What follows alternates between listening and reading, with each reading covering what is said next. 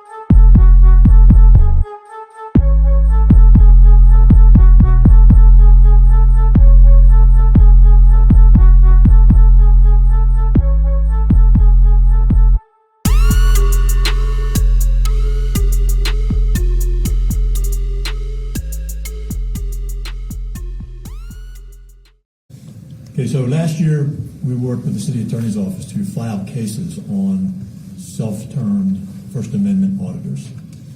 And they used the First Amendment to as a guise to insult and verbally attack police officers who are trying to do their work on the street. Most of you, I guess, have seen the videos that they upload onto social media. They are vulgar, they are profane, they are insulting, and last but not least, they are unnecessary. And again, they do that under the guise of it's their First Amendment right to say these things to police officers. Well, the court proved them wrong yesterday.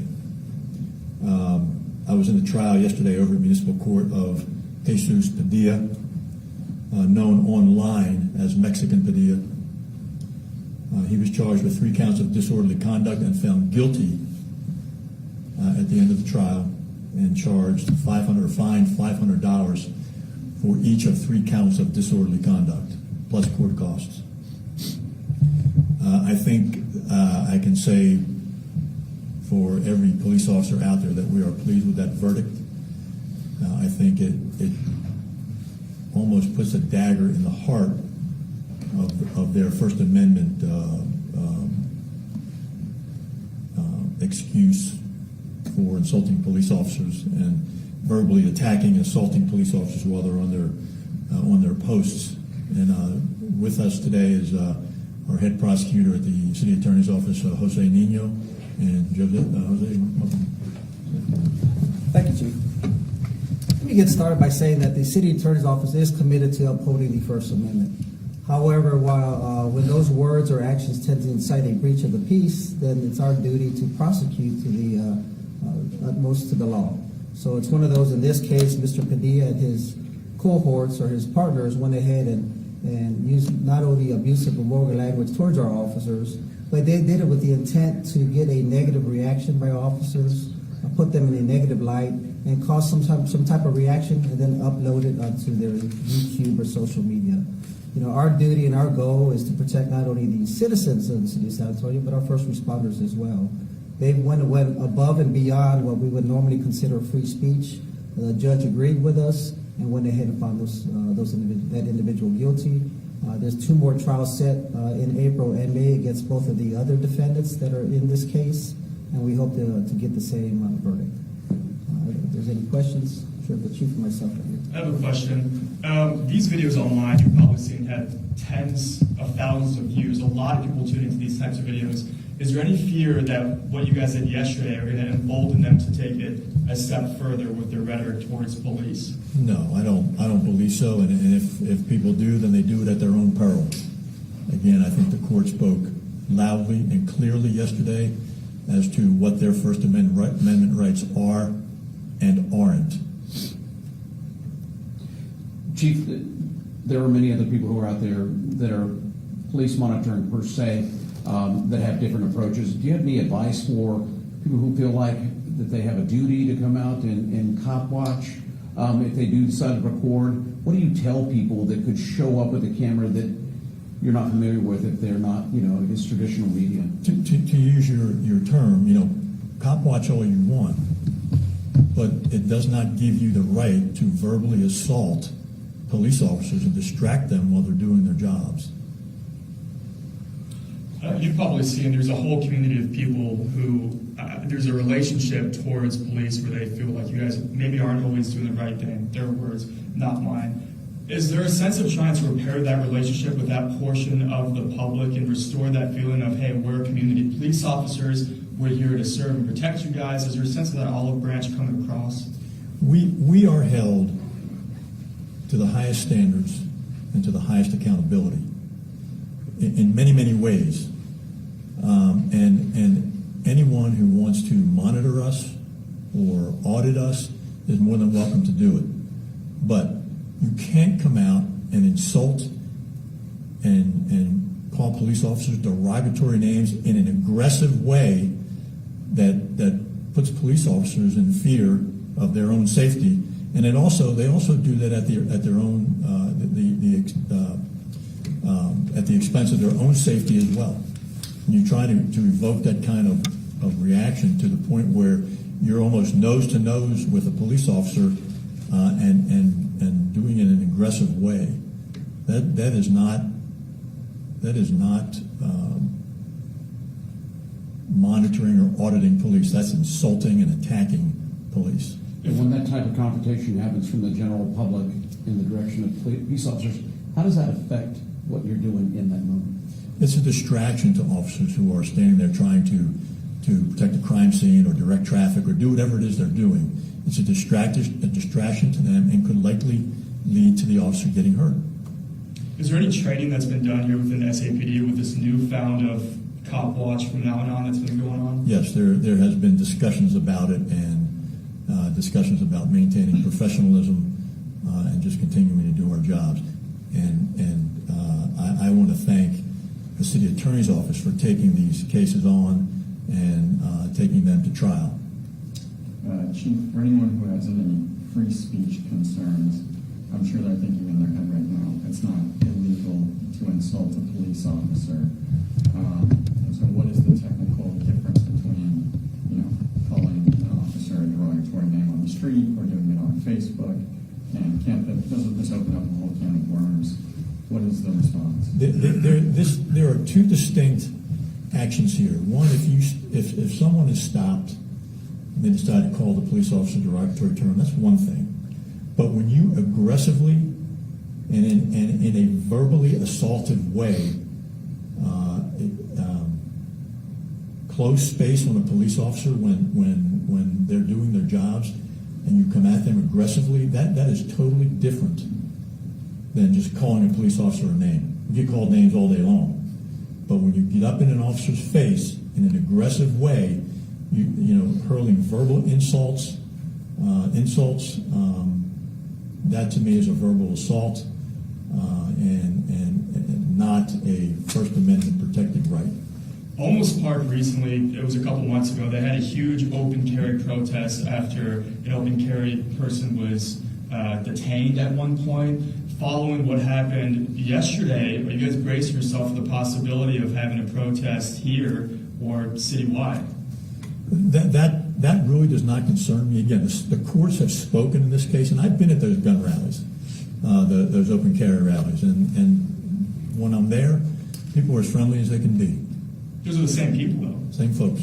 Yeah. But actually, I don't know that they are the same folks. These.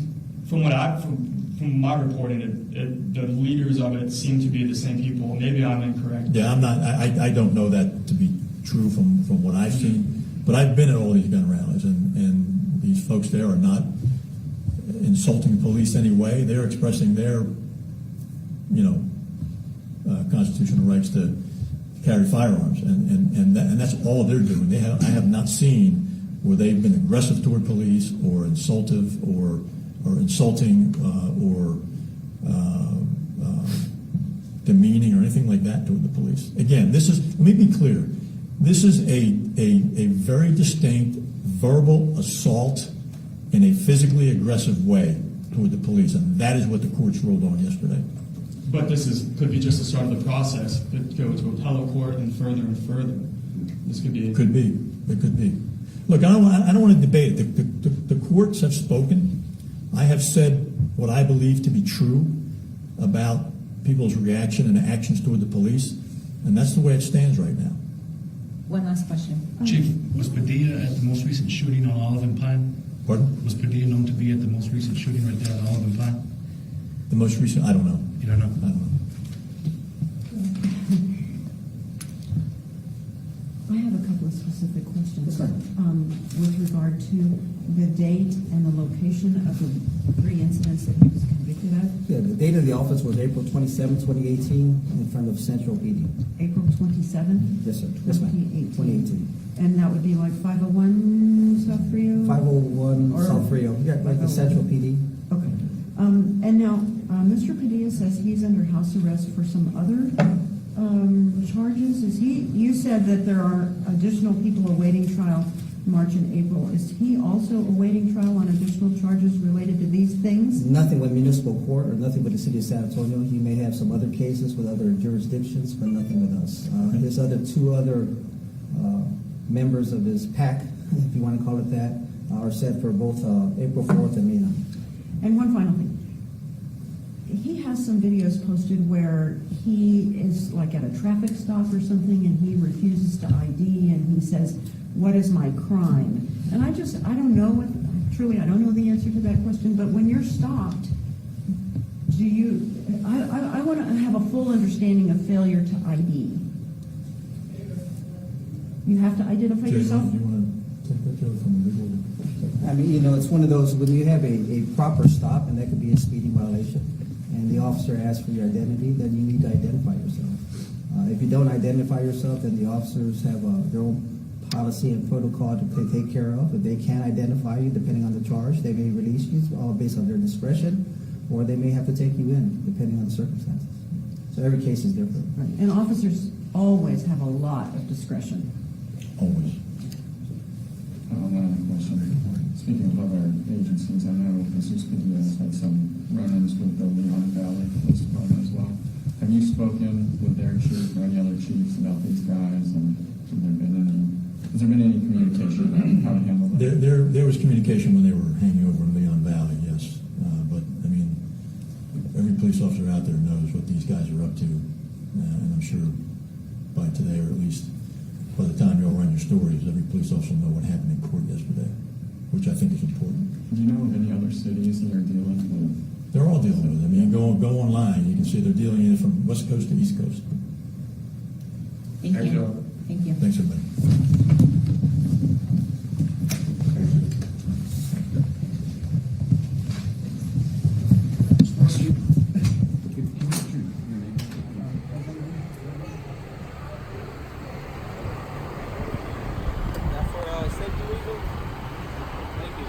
I'll talk to y'all when y'all are done, if you want.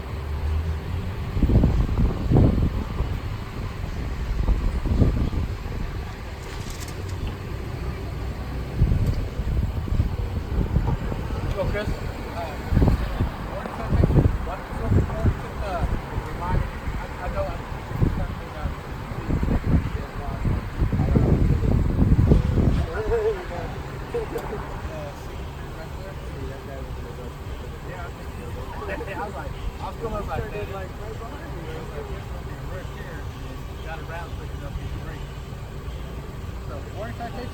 Careful and keep stay in your seat.